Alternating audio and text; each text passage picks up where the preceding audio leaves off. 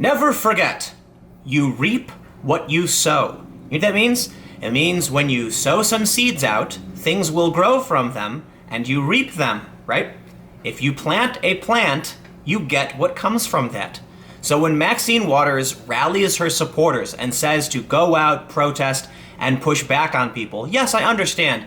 Her intent was that you should protest the Trump administration wherever you see them, but she's planting the seeds of protest. And thus we see people show up to protest, and then they did things that she didn't really like, and now has to distance herself from them. This is her reaping what she has sown. We have the story from the Daily Mail. A lot of people don't think the Daily Mail is a credible source. I know Wikipedia, I'm pretty sure Wikipedia has removed them, so take it for what it is. This is your bias source alert I'll give you for this video. But they say, controversial California Democrat Maxine Waters distances herself from her own supporters after they set fire to an American flag outside her office as they counter-protested a right-wing militia group. California Democrat Maxine Waters has distanced herself from her supporters, who burned a flag outside her office, as they counter-protested a far-right militia group. They repeatedly refer to the Oath Keepers as far-right? I don't think that's right. I'm not sure if they're militia. That might make sense because they are armed. They do wear armor. They are, I've been told current and former law enforcement, though it may be former law enforcement and U.S. Armed Forces. But far-right doesn't make sense. I mean, I've talked to them and they seem kind of just like run-of-the-mill conservative, so doesn't seem right. A few dozen supporters made a rebellious appearance outside the Congresswoman's Los Angeles office on Thursday to counter the expected protest by the far-right Oath Keepers group. The flag-burning incident occurred soon after the Oath Keepers group failed to show, despite vowing that it would rally against Waters. Because the Oath Keepers aren't that big, actually. They're in my opinion, rather calm and collected, and I don't think far-right makes sense. But they burned an American flag. And now we're seeing Maxine Waters distance herself from them. Apparently, we've got some photos of people burning a flag here and then putting their fists over the burned flag. Now, here's the thing. Americans tend to like America.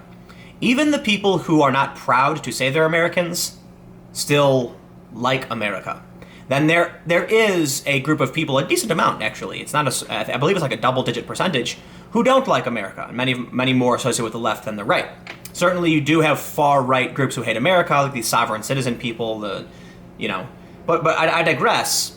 This is bad for a mainstream politician, burning an American flag outside of your office in counter-protest after you called for people to protest the Trump administration. And look, it's not the same thing. She's not telling these people to burn a flag, but she was rallying people to protest, and then the protest in support of her is burning a flag. That's not going to look too good for the people who like America and vote for her. So here's what she does. Waters issued a lengthy statement on Saturday distancing herself from the flag-burning protesters, saying they were acting to further their own agenda, and that the incident overshadowed her calls for peaceful protest. No. Burning an American flag is a peaceful protest. It is your God-given right, free speech, to burn a flag if you so choose. The Supreme Court has ruled, at least I'm pretty sure they've ruled, that burning a flag is free speech. By all means, if you want to do it, I think you can do it. Keep in mind, it's very disrespectful to those who like America, but hey, it's America. You have free speech. As long as you're not hurting anybody. I know some places have fire rules. It's not a speech issue, it's a safety issue. But if you're going to tell people to go out and protest and then get mad because they're furthering their own agenda, yeah, you can't really do that. Now, I do think it's fair to say that you can't lump everyone in with a group just because some of their supporters do something. I don't believe Maxine Waters supports burning the American flag, and I think that's why she stood up and made this statement, that they're pushing their own agenda.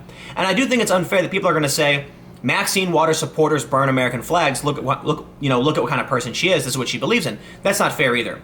Because I have people who go to my YouTube channel, seek out the worst comments, and then make claims about what I believe simply because assholes will comment on my YouTube channel. And that's not fair. And it's not fair to blame her. But when I say she reaps what she sows, it's that she encouraged people to come out and protest, and that's it. And then when people come out and protest in support of her, countering, the Oath Keepers, we see them burn an American flag, and then she has to walk it back and say, no, that's somebody else doing their own agenda. And again, I'm not saying she's telling people to burn American flags. I understand this. Just that don't be surprised when you can't control a mob, all right? And I'm not trying to say mob in like a disrespectful way. I'm just saying a large group of people who are angry and emotional and are going to do things like burn American flags. And now you have to distance yourself from them. You know, you don't see me calling for protests for a few reasons. But anyway, while most of the counter-protesters remained peaceful, and burning a flag is peaceful, I have learned that there were others in attendance who were not necessary from the 43rd district, but who nevertheless participated as counter-porters, not so much in support of me, but to seek press attention in furtherance of their own agendas. Now I get why people don't use the Daily Mail. Okay, let's try this again. They were not necessarily from the 43rd district, but who nevertheless participated as counter-protesters, not so much in support of me, but to seek press attention in furtherance of their own agendas, Waters said. She's actually right, because when I look at this photo, it looks like you've got RevCom. Revolution Nothing Less, and the red to yellow looks like the Revolutionary Communist Party. And I don't know what that sign is, but I think it's Drive Out Fascism. This banner, this looks like RevCom. This doesn't look like, your typical anti-fascist or, average protester, I guess, or activist. It looks like a bunch of RevCom protesters are making her look bad and she has to distance herself from them. This is what happens. There was a protest in New York where everyone thought it was going to be Antifa, like anti-fascist, but it was organized by RevCom, who are, by many people's description, rather culty. And they actually goose step. They wear boots, and they tuck their pants into their boots, and they actually go left, right, and like march down the street. That's what they do. I'm not even kidding. That's what they do. And they are revolutionary communists, which is a pretty authoritarian position. And now they're protesting out in front of Maxine Waters' building. I think she's right. RevCom is very opportunistic. They will show up wherever they can and try and wave their banners and hand out their papers and try and get attention for what they're doing. And this is one of the big problems when you invite protesters. Now, another reason why I say you reap what you sow is not so much about her statements, but more to the left. Because the left likes to point to the one Confederate flag at a protest and then claim every single person there supports the Confederacy, which is just not fair. Pointing out protesters at Maxine Waters, in front of her office and their RevCom and claiming that's her base is also not fair. But this is what people are doing. When you point to a group and say they're all Nazis and white supremacists, don't be surprised then when a fringe group shows up to your office, burns an American flag, and waves revolutionary communist signs all over the place, and people are going to say, look at her base. I'm not saying it's her fault. It's just many people on the left are doing guilt by association. That's what they're doing, and they're calling everyone white supremacists, Nazis, and alt-right, and now the same is going to happen in the other direction. You reap what you sow. Unfortunately, this group's actions with respect to the American flag and their passing physical contact with other protesters has created fodder for partisan media outlets to exploit and overshadowed the majority of counter-protesters who engaged in peaceful demonstrations. Right, I'm going to say it one more time, burning a flag is peaceful. If you're just burning it as a symbol of free speech or, in your opposition to the United States, you don't like them, that's peaceful. Just because she doesn't like what they're doing, it is unfair to say that they're not being peaceful just because she doesn't like the actions they took. But once again, we are currently in Guilt by Association America, where people are taking a photo of me from like an interview I did and trying to claim that I'm somehow secretly hanging out with neo-Nazis or other ridiculous nonsense. It's a photo of me from like a bar where like some alt-right and like right-wing personalities were hanging out, and I was talking to them about why they were rallying and what they believed and having a little bit of back and forth, trying to figure out what was going on, what these people wanted. And it was like, out of 2 or 3 times I've gone and met some of these people, and then you have like The Atlantic and New Yorker actually meeting with these people regularly, still to this day, and nobody cares. Because it's all an attempt to play guilt by association. And that's what's happening to everyone.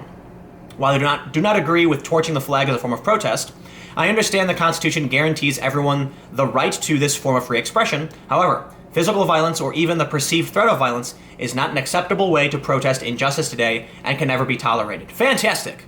I completely agree. I don't know if I agree with her initial, what she said at first. She said, well, I do not agree with torching the flag as a form of protest. Well, what does that mean?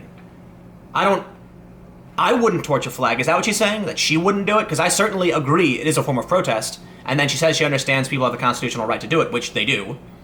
However, physical violence, I don't know if there was there physical violence at her event? Well, you have, here you go, look, you got more RevCom people here. This is what they do, they show up to these events and they make everything look bad, but they've even organized events and gotten people to march behind them. And this is what you do. Yes, refuse fascism. refusefascism.org is my understanding. They are a part of Revcom, which is, again, my understanding. It's a very culty, it's revolutionary communism, and they're recruiting like crazy because of Trump, because of the rise of Antifa. People are thinking they don't know what it is, so they're like, oh, this is great, and then they're supporting communism. They were like at the protest I mentioned in New York.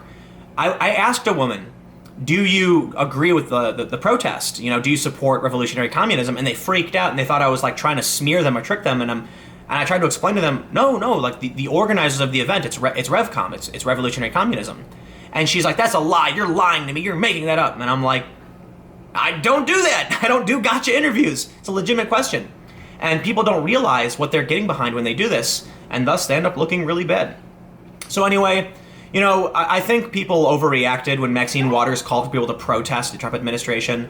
You have a right to protest in this country. Just keep it civil. And what I mean by that, because I don't know what other people are meaning. I mean, don't throw things at people. Don't splash water on somebody. By all means, you can yell at somebody, and the restaurant has the right to ask you to leave, or they can leave. They can do whatever they want. You're allowed to burn an American flag. I support the First Amendment, the right to protest. I support revolutionary communism's right to come out and do what they do. And I believe that's what Maxine Waters was saying. Hopefully that's the case.